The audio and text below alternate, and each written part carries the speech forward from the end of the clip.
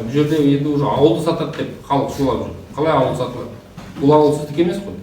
Бұл жерде тек қана сіздің өзіңіздің жаңағы ТО-ның мүлкі ғана бар. Жер ол үкіметтікі 49 жылға берілген. Дұрыс па? Сізде сатып алған жер бар ма бұл жерде? Сондықтан соны қазір өшерге шығып, халыққа түсіндіріңіз. Қандай жағдай, немене болып жатыр?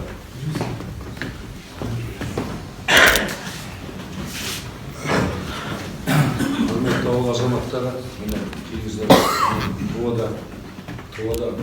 деп айтпай қойым, совхозда 96 жылдың бәрін айтайын мен ТО түсінген жағдай. Өткенде не жағдайлар болды, ешкім нетпеді. 96 жыл мен осы шаруашылықты басқарған, мен өзім дайындаған. Бізде 96-ті мен келгенде 38 миллион қарыз болған, кредиторский задолженность. 3 жыл жалақы төленбеген, 5 миллион электроэнергия жарыққа не болған. Сол уақытта біз 96-лерде бұл ПХТ болған, полный хозяйственный товарищество, бірақ устав бекітілмеген. А печать совхоздық болды, первый совхоз или асылбек болды. Біз оны өзгерткен жоқ ештеңе. Сол моменттен, сол кезде, енді мен салған жол, мен июльдің 15-інде келдім, июльдің 5 күні. Бұл жылы 4342 тонна бидай алынды, 6400 гектардан.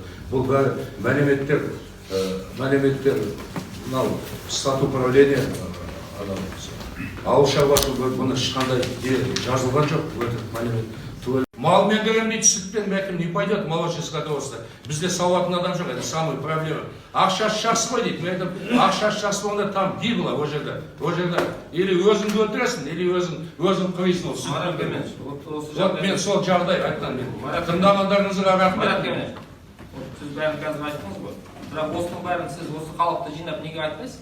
Оны неге қазір біз жиналғанда сіз оның бәрін айтып отырсыз? Осының бәрі мен осы жаққа барып жатырмын, былайша жоспар осындай, неге сіз осының бәрін халыққа айтпайсыз? Халық объявлениеден көреді, алдан көреді, мындан көреді, соны неге осылай жиналып, міне осылай шешіп жатырмыз. Мен кетемін, міне менің долямды сатып аласыздар ма? Не істейміз деп, неге соның бәрін айтпайсыз халыққа?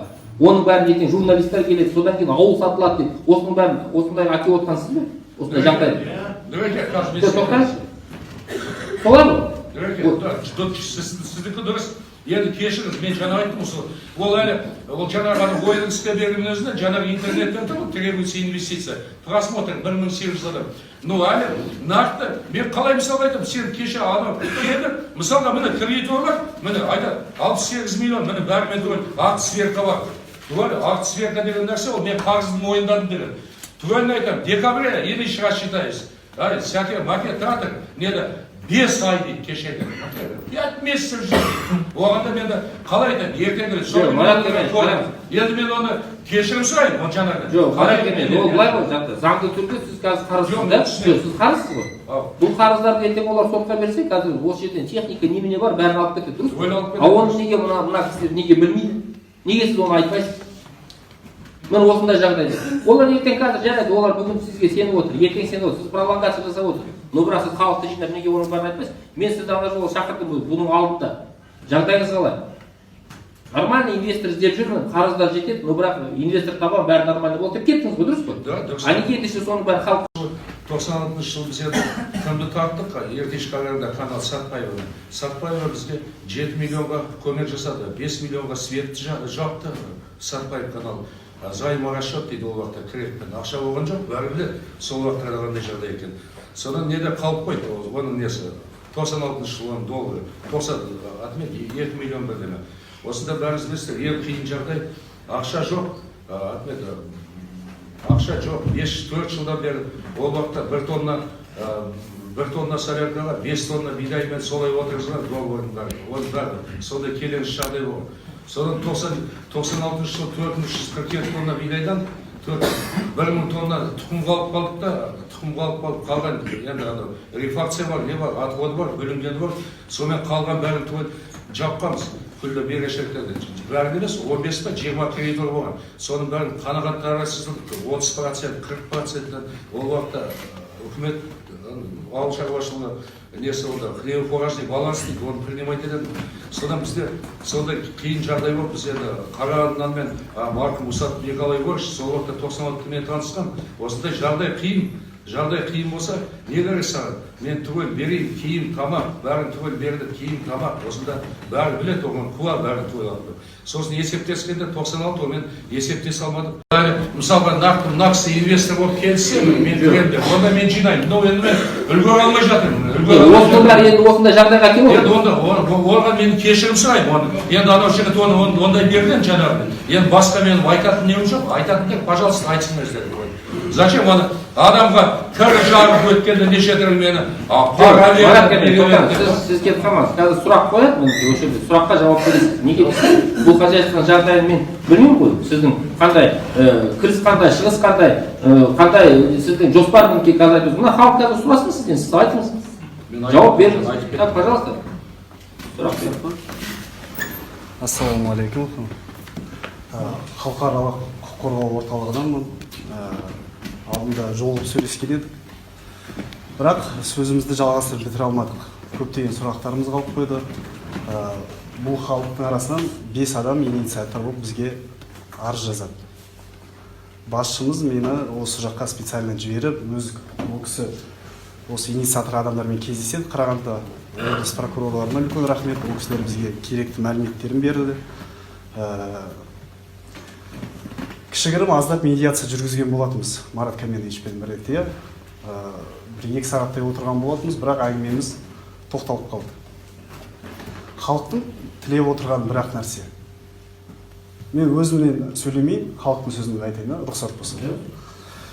Халықтың айтып отырған сөзі, бұл кісі келгенде, бұл кісіде түгі болмаған. Бұл кісі ауылды көтеремін деп, халық сайлайды, бұл кісіні сыйлайды, құрмет қылады. Бұл кісі 20 жылдай басқарып отырсыз, 22 жыл басқарып отыр. 22 жылда бірде-бір жиналыс өткізілмеген дейді. Уставты халық көрмеген. Пайыздар, қазір сізде қанша пайыз? 61%. Ол 61%-ды заңсыз өтіп кетті деп отыр. Біз қазіргі таңда құжаттарын жинап жатырмыз. Ол нақты солай ма, солай емес па, экономический сотқа құжаттарымызды дайындап жатырмыз. Қазіргі таңда, Алла қаласа, бір апта, 2 аптаның ішінде арыз түседі.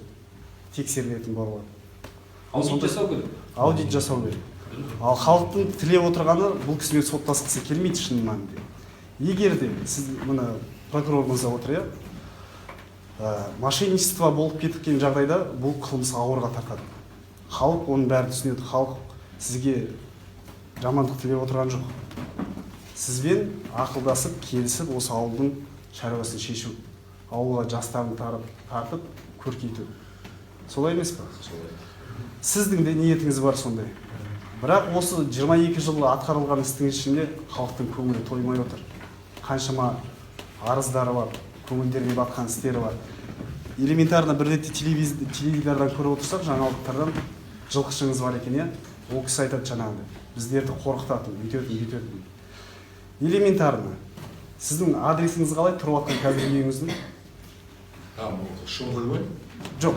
Жоқ, оны қазір жоқ, оның бәрінде айтып кетейін. Марата деп қойыпты. Улица Марата. Мен қойған жоқпын, тағы айтамын. Жоқ, мен интересім ғой. Жоқ, мен қазір сізге соған жауап берейін. Жауап беріңіз, мен. Жоқ, сізден сөз тыңдап алыңыз. Бізде 99 жылы Осакаровқа дейін юстиция ашылғанда, Верендиев Александр Иванович деп он юстицияның бастығы, он бухгалтер. Мен айттым, улица жоқ, то. Алтта Марат деп қоя салды, мен айттым, ол Марат ол қиын ол. Ол менің кім, герой ма, сондай не ма, ол решение аниматический комиссия, маслихаттың. Солай ғой бәрі түгел, заңды түрде. Оны Верендиев алып жазды, солай кетті. Мен өз ниетімнен оны қойған жоқпын өз ниетімнен. Ол кісі тірі, мен айтқам, мынау дұрыс емес тірі. Мынау дұрыс емес, зачем вы? Ставьте центральный, завтра так, ол жаңағы ода емес. 2 минут сөзді жалғастырайын, сосын отырамын. Требованиясы ол қазір аяғын сот қана шешеді. Жоқ, пожалуйста, сот бар. Ертең күні сіз мынандайда сөз... Бір минут кешіріңіз, Сіз айтып көрдіңіз, комитетпен қорқытады екенсіз. Жоқ, ешкім комитетпен қорқытпайды. Достары бар. Тоқтай тұрыңыз, мен халықтың сөзін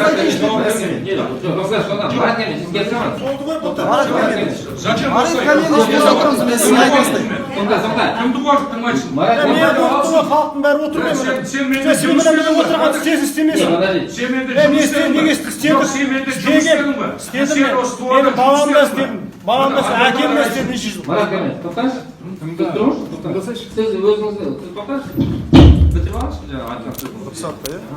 Давай. Алдында сөзімнің алдында айттым. Мен өзімнің сөзімді айтпаймын, ойымды айтпаймын, халықтың ниетімен сөзін айтайын дедім, иә. Оны айтып тастайын рұқсат болса. Жаңағындай 27%-ыңызды өзіңізге алып қалыңыз. Әлі де басқарыңыз. Бірақ председательствоны халықтың ішінен халық өзі таңдасында бір адамды қойсын. Сіз директор боласыз ба, көмекші боласыз ба, финансовый директор боласыз ба, оны өзіңіз білесіз. Халық сізді сыртқа теппейді. Жоқ, былай істейді. Арамызда қалсын дейді. Жоқ, арамызда қалғанда мына қарызды Даваңызшы, тоқтаңызшы. Сол айтасыз. мұндай болмаған қарызды, бірақ оны жаңағындай өзіңіз айтпақшы, министр туыстарыңыз бар ма, Жоқ, ешқандай тағы да туыс жоқ туыстарыңыз бар ма, сол кісілер арқылы солардан аласыз ақшамен, оны өзіңіз бірдеңе қылсын деп отыр сізге. Жоқ, сіздікі мен түсінемін бәрі түгел. Ондай болатын болса, мен өткенде айтамын, пожалуйста, бәрін алсын, мен туаны босатып берейін. Туаны босатайын. Туаны босатқанда туынды қайтып алады. Онда совет кредиторым бар, сайдайын. Күнде кредитор жинаймын мен бәрін туын. Кредитор. Егер біреуін сайдаңыздар, кредитор келсін. Сіз ана Усатовтарға жаңағы саттыңыздар, иә? Қанша пайызды саттыңыздар? Халықмен сіз қанша пайыз бердіңіз? Халық қанша пайыз берді? Жоқ, халық. Жоқ, соған сұрағыма жауап беріңіз. Жоқ, мен жауап беремін, сіз айтыңыз. Жоқ, енді сіз маған сөйлеттірмейсіз. Мен сізді тыңдадым. 99, мен жаңа айтып кеттім, 99 жылы бастағанда бір тиын ақша болмаған. Жоқ, оны бәрін түсініп отырмын, мен сізге ойлар сұрағым ол емес. Түсінбейді мақсат. Ана жолда осылай істемеді. Жоқ, сіз заң бар, үкіметтің заңы бар. Мені мошенниктерді жаңағы туысым, мен министр ешқандай туысым жоқ, жалғыз баламен қатыннан басқа деп, әкем өлген, әкем өлген. Қандай сұрақ қойылды? Марат Кәмел, тоқтаңызшы. Қандай сұрақ қойылды? Сіз қандай сұрақ қойылды? Пайызды сіз қайтып сатып алдыңыз. Қалай? Пайызды сіз... Ол пайызды маған өзі... Қанша теңгеге сатып алдыңыз? И оны қалайнан сіз... Ол маған өзіме берді, маған. Ол сізге қалай береді, сіз халық болып бердіңіз. Ол маған мен істеп жүрмін, мен өзіме жазып тұрып бердім, міндеп. Сіз неге халықты шақырмайсыз? Жоқ, халықты шақырғанда... Неліктен сізде... Марат Кәмел, жоқ, протокол бар, протокол собрание. Түгелінің қолы бар. 2004 жыл өткен. Мен шынында бұлай алдым мен. Марат Кәмел, айта беріңіз. Енді қазір халықтың білейін деп отырған жаңағы жағдай ғой. Қалай жаңағы 27%, қалай 61% болып кетті деген дұрыс па? Ол сұрақты бұл кісі жауап берсе де... Марат Кәмел, сіз қайда кетіп қалмаңыз, сіз осы жерде болыңыз, сіз осы жағдайды бәрін бірге шешіп отырмыз бұл жерде. Сіз қалай кетіп қалмаңыз? Сіз отырыңыз осы жерде. Қандай сөз болса да осының бәрін бірге тыңдауымыз керек. Жоқ, мен айтып отырмын, беріп отырмын, алсын мен... Жоқ, әнекей, мына кісінің айтып отырған сөзі былай. Сізде 27% болды, тоқтаңыз. Жауап беріп отырмын, министр туысын деп. Мен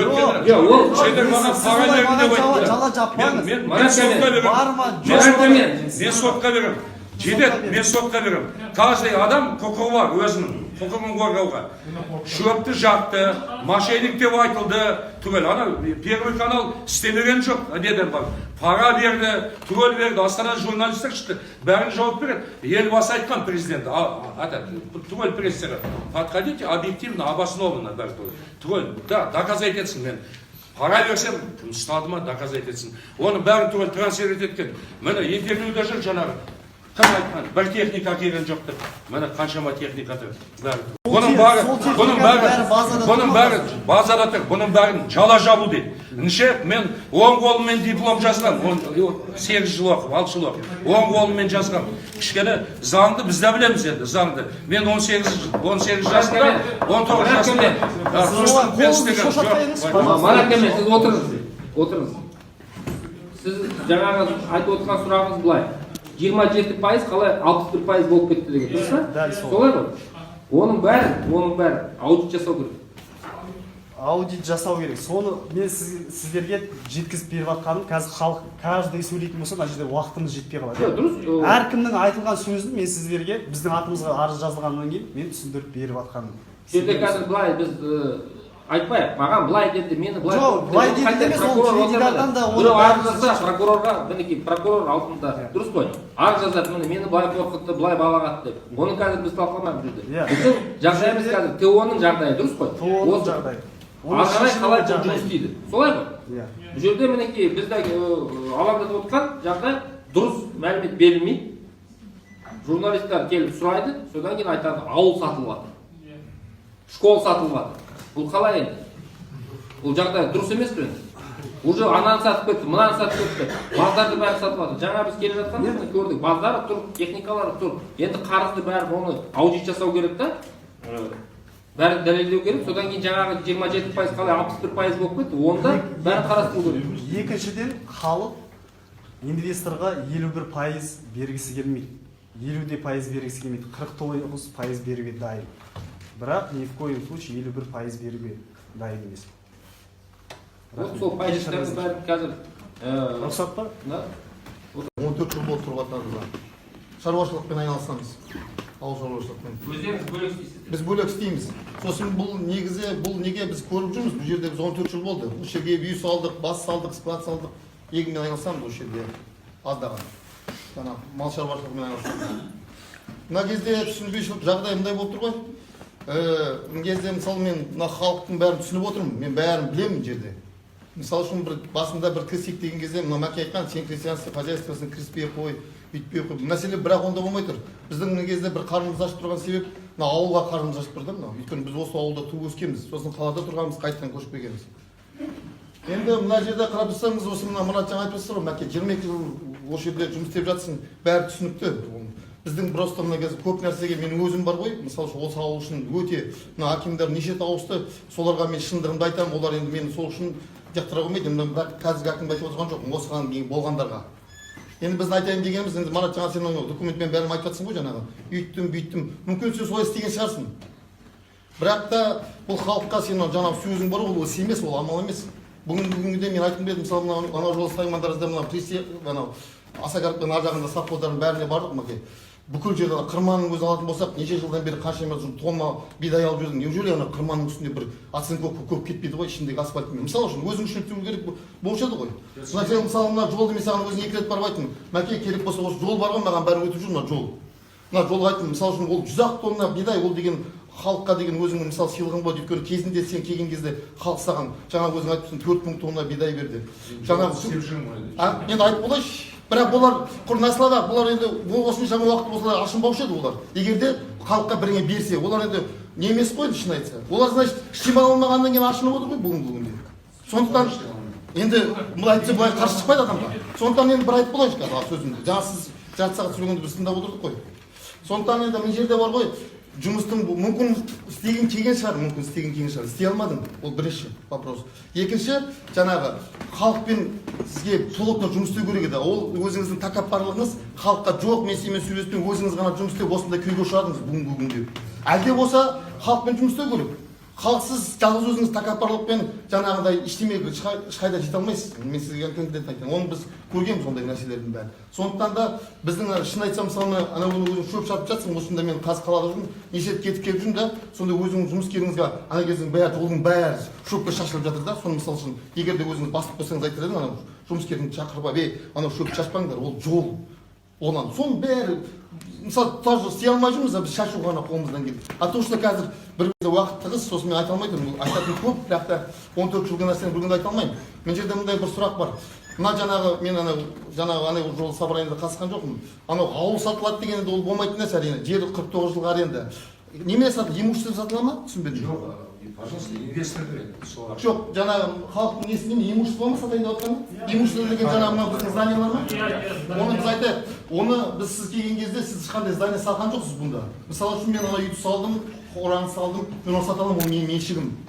Біріншіден. А екіншіден жаңағы сіз мына имуществоны мен оған осы уақытқа дейін араласқан жоқпын. Имуществоны мен сразу айтып қояйын, сата алмайсыз. Енді сіз бүгінгі күнге дейін каким-то образом документ істеп алатын болсаңыз, ол документке сіз білесіз прекрасно, менде документ бар екенін.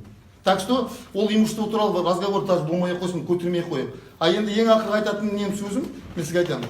Мына жерде мысалы үшін әрине мына кезде азаматтар ойлап отырған шығар, қазір мен бастық боламын, ол бастық болу оңай емес. Мына бүгінгі 22 жылғы келе жатқан нәрсені қазір осы жерде кім болса да алып кете алмайды. Оның в том числе я. Ол ауыр, ол жағдай. Қазір конечно бәрі бастық болғысы келеді, ойлайды, ол жауапкершілікті қарамайды да, халықпен жұмысы ол оңай емес. Дұрыс па? Сондықтан оның өз әр несі бар. Оған минимум қазір қандай инвестор келмесе де оған қандай оны 1-2 жылсыз мынау бұрынғы 22 жылға болған нәрсенің бәрін олар 2 жылсыз уақыт керек ол нәрсеге. Сондықтан сіздерді кішкене былай нетіп ойланып қойыңыздар да мына айтайын дегенмін. Мына кісілердің жаңағы халықпен сіз жолығыңыз, мұндай кісілердің алдында мына кісілердің уақыты жоқ, осының бәрін тыңдап отыратын. 22 жылда болған нәрсені біз 1-2 күнде бәрі шеше алмаймыз оны. Сондықтан мен айтатын нәрсем жаңағы имущество, что касается, оны кейінірек менде документ бар. Оны бір адам да білмейді мына жерде. Оны прекрасно өзіңіз білесіз. Айтпай ақ қояйын. Мінекей. Сосын мен осы күнге дейін қарап жүрдім, мінекей. Осы күнге дейін қарап жүрдім, мына халықтарда енді ілімсіз болған бұл кезде юридический грамотность керек, экономический грамотность керек. Сондықтан ол адамдарда оның көбісінде осы жерде болмағаннан кейін айғайдың қажеті жоқ, бүлік шығармау керек. Бұны ақылмен шешу керек. Ақылмен шешу үшін сіз баяғыдан бері осылай жаңағындай ан жаққа мына жаққа кетіп қалмай, осы халықтың адамдар бар, осында сөйлесетін адамдар бар. Оны просто өзіңді кішкене бәрінен жоғары санайсың да, жаңа сөйлеспейсің де, ондай болмайды. Ондай болмайды. Жерге түсу керек. Оны мына Алла Тағала саған көрсетіп тұр. Жерге түсу керек та, халықпен жұмыс істеп, осылармен келісіп, ақылға салып шешу керек. Атжаным Нұрлан Ғалымжанұлы Жазақов, осы ауылдың тұрғынымын, осы ауылда туып өстім. Менің бір қойайын деп отырған сұрағым, былтыр міне сіздің орныңызға Шайжанов мырза келді, осындай мал сатылғаннан кейін, осындай айғай-шу болғанда. Сол кезде жарайды, Мәкең айтты, мен малды саттым деді. Осынша мен ақшаға өткіздім, 68 миллион деді ма? Сосын деді, оны мен жерді жаптым деді. Міне осы жерде бәрі отыр, міне тыңдаған адам Сәкең де болды, соның ішінде даже ауылдың әкімі де болды. Мен жаптым, қазір жерде қаржы жоқ деді. А енді жарайды, біз оған көндіктен демей қалдық, істесінші деп. А биыл міне ауылды саудаға қойғаннан кейін қайттан мен ана жол телевидениеге көтеріп. Ауылды саудаға қояды, сіз дағы дұрыс айтпай тұрсыз. Қалай ауылды саудаға қояды? Енді ол кім ауылды сатып жатыр қазір? OLX-те жүрді. OLX-те жүргенде біз бәріміз көрдік. Жоқ, сіз тыңдаңызшы. Мен тыңдап отырмын. Содан кейін ана жол заңдарыңыз келгенде акиматтың ішінде сөйлескенде тағы да 98 миллион дейді, ол немене бітпейтін қаз, былтыр ғана жерден жаптым деп еді ғой, бұл кісі. Сол үшін мен айтып отырмын ғой, оны қазір... Сонда былтырғы малдың ақшасы қайда кетті? Былтырғы 1000 тонна бидайдың ақшасы қайда кетті? Мен оны 1000 тонна деп айтатынмын, өйткені менің інім бұнда завод көп істеген, білет қанша сатылғанын бәрі. Одан да жіптәуір ақша түскен. Соның бәрі қайда кетті? Мен соны сұрайын деген. Рахмет тыңдаған. Вот соны сұрау үшін қазір бұл кісінің қазір сөзі былай, қарызға берді, бүйтіп, сондықтан аудит жасау керек та, независимый аудит. Осы содан кейін соны бәрін дәлелдеу керек. Мен де сізге айта алмаймын, бұл кісінің қандай қарызы бар, немене екенін. Оған неге десеңіз, біз оған араласа алмаймыз. Оны сіз білесіздер. Оны өздерің құрдыңыздар, өздерің сөйлесеңіздер. Шақыртып, оны содан кейін бәрін дәлелдеу керек. Жоқ, бұл кісінің айтқан сөзі, ұстауына жердің қарызын жаптым деді, иә? Білдей бір, енді үкімет адамы ғой бұл Шайжан мырзада ол кезде әкім болып тұрған. Соның көзінше айтты, жаптым деді. А енді соның бәрі өтірік болып шықты ма? Биыл жердің қарызы. Жауап береміз саған. Жауап береміз. Жер жаңағы заводта болған келді. Да, ол жер жабылды. Жер жабылды.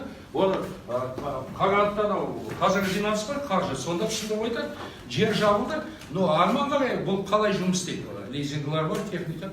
Оны бәрін алды да қайттан атымен қойдан бәрін. Менің үйімде залогта, ол жерде. Жер жабылды.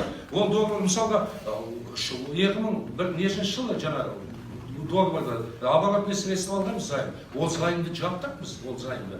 Былтыр мына жаңағы блокнот былтыр 16 миллион, ол 16 миллион, ол жабылды бәрі. Пожалуйста, оны мен дәлелдеп берем. Бүгін тағы бір жиналады, мен жаңағы күллі нені шақыртайын жаңағы қазіргі финанс нелерді. Егін жасалып келдіңіз. 15-14-ке дейін алдық келесі. Осы ауылда. Сен өзің 100 гектар егін не алдың? Ученый айтыңыз.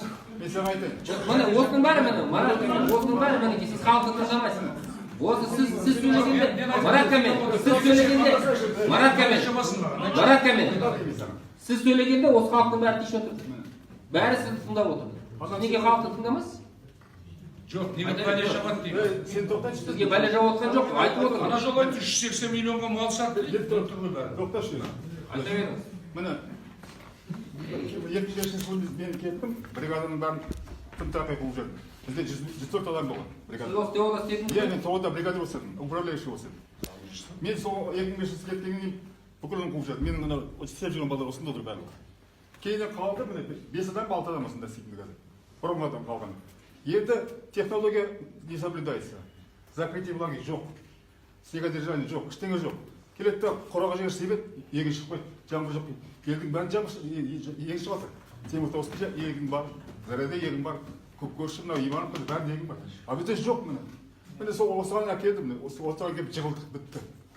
Енді бұдан шығу керек. Енді бұдан шығатын мәселе бұл өзі бұл кім Мияльдин институты агрономдар тыңдамайды. Мына жерде Рымғазы деген істейді. Оны сен қос семенаны қос, давай. Бәле қайтар істейді. Сен ананы азайт. Бұл өзі агроном, өзі ученый. Бұл кісі строитель ғой, қалай агроном? Солай тұр. Бұл уже өзі бастық, өзі қожа ғой. А егіннен шықпайды міне. Уже 15 жыл болды ма біз кеткелі? Бір егін алған жоқ әлі. Мыңнан кейін алған жоқ әлі. Осыны енді қазір оны қайталап қайта береміз, Енді оның бәрі осының бәрі мінекей жаңа азамат дұрыс сөз айтты ғой, бұны талқылау керек. Сіз сияқты жаңағы дамып келе жатқандарға біз оны ертең конкурс арқылы береміз. Ол солай. А то мінекей 17 мың гектар жер жатыр, бір мал жоқ қазіргі күнде. Сол халыққа қалсын деп отырмыз ғой. Ол дұрыс. Солай болу керек. Сондықтан мінекей былай келістік. Өздеріңіз жаңағы ұжым болып шешесіздер. Жаңағы арыздансаңыздар, прокурор мінекей отыр. Сотқа беремін десеңіз жаңа азамат айтып кетті. Дайындап жатырмыз деп. Сондықтан оның бәрі заңды түрде істейік те бірге. Қандай сұрақтарыңыз болса маған любой уақытта келесіздер, білесіздер, есік ашық, мен любойларыңызды қабылдаймын. Керек болса мен оны алды 2 ретте осы жерде сотта болдым, бірақ бұл сұрақ көтерілген жоқ. Сондықтан осының бәрі заңды түрде бірге шешейік, соған келісейік. Қандайға жүгірмей, шағынбай, мінекей осы жерде бәріміз бірге басқасын біз мал жоқ қой қазір, енді қазір қалаңыз. Мал жоқ болса жайылым бар бұл кісіде, дұрыс па? Ол енді болды, малы жоқ, жайылымды бұл кісі пайдаланылмайды, дұрыс қой? Онда оны қайтып беру керек. Жаңағы жерді игере алмаса, егістік жерді. Қанша сізде жер бар егістік? 7 мың. 7 мыңның былтыр қаншасын сеттің? 3 мың. Міне 4 мың. Жарайды, 1 мыңы парға кетсін, жарайды. Шөп болсын. По-любому 1-2 мыңы сіз оны нақты түрде қолданбайсыз ғой. Вот мұны болды мінекей. Онысын қайтару керек. Иә. Жаңа жер туралы мәселе мына пастбище.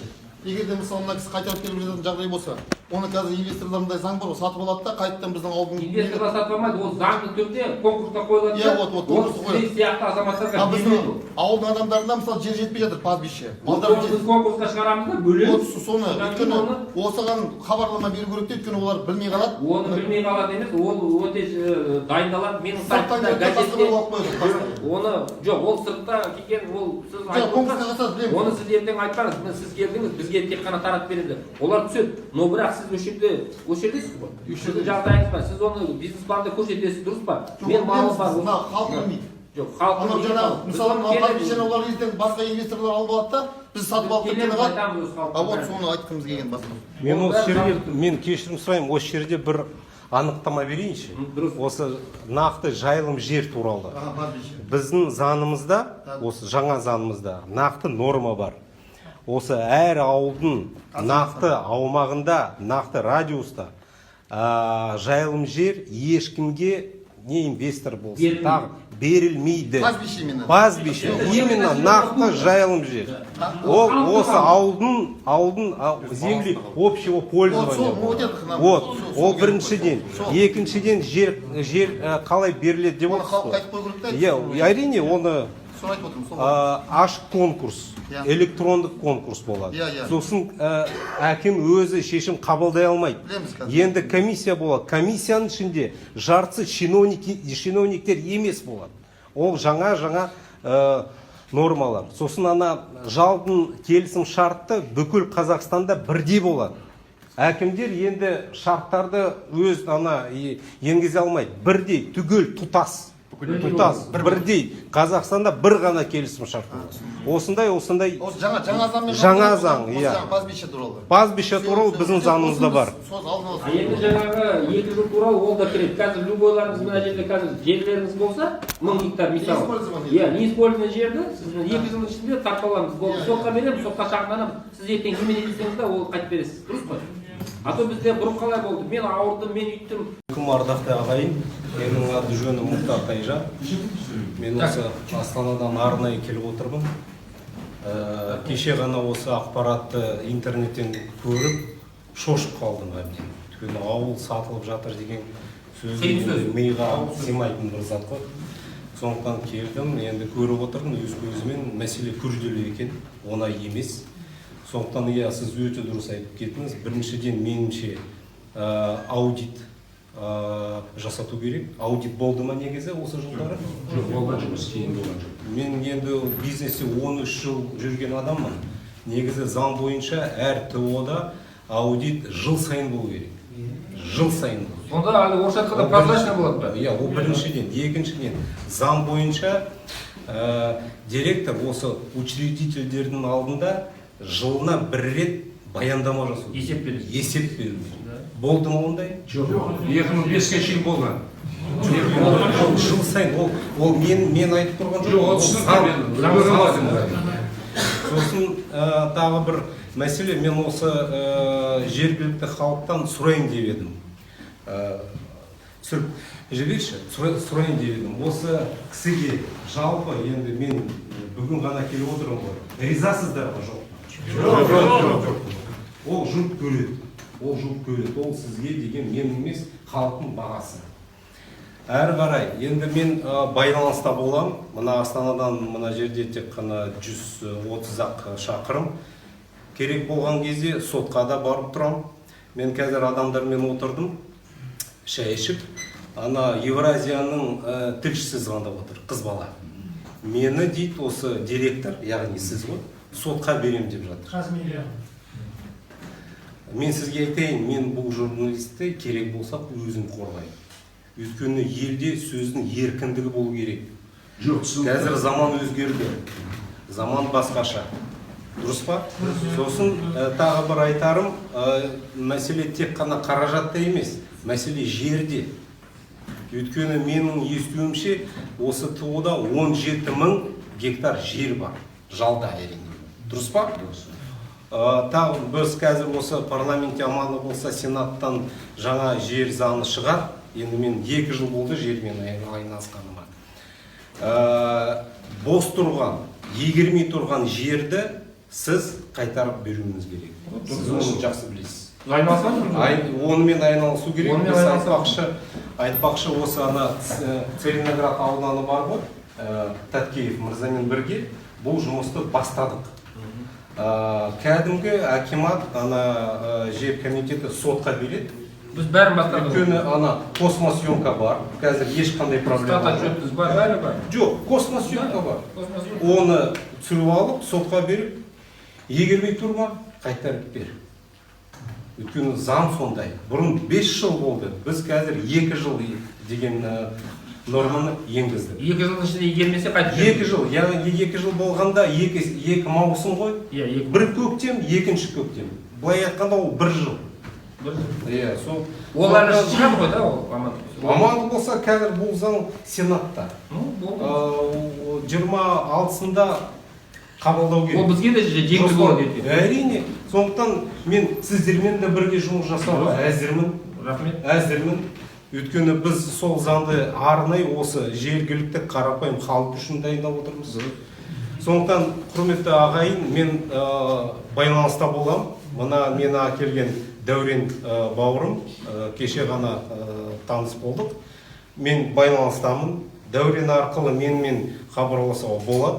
Кез келген уақытта мен келе саламын. Сәлем. Жақсы, рахмет.